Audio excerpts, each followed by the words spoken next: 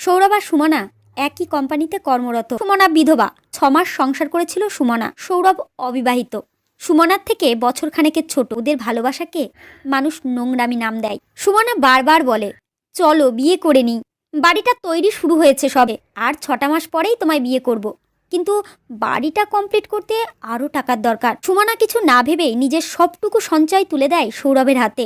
সৌরভ বলে, যে রাজপ্রাসাদ বানাচ্ছি তার রানী তো তুমি। 6 মাস কেটে গেছে, সৌরভের বাড়ি তৈরি কমপ্লিট। সুমনা শুনল সৌরভ অন্য ব্রাঞ্চে ট্রান্সফার চাইছে। সুমনা কান্নামাখা গলায় বলে, কেন করছো এরকম? কেন আমাকে ঠকালে? বিধবা মেয়েকে কেনই বা বিয়ে করবো আমি? কি আছে তোমার কাছে?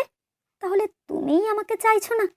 না, চাইছি না। 1 সপ্তাহের মধ্যে সৌরভ নববিবাহিত স্ত্রীকে নিয়ে ফেসবুকে ছবি পোস্ট করে ক্যাপশনে লিখল, আমার রানী। ফোনটা ধপ করে পড়ে গেল হাত থেকে।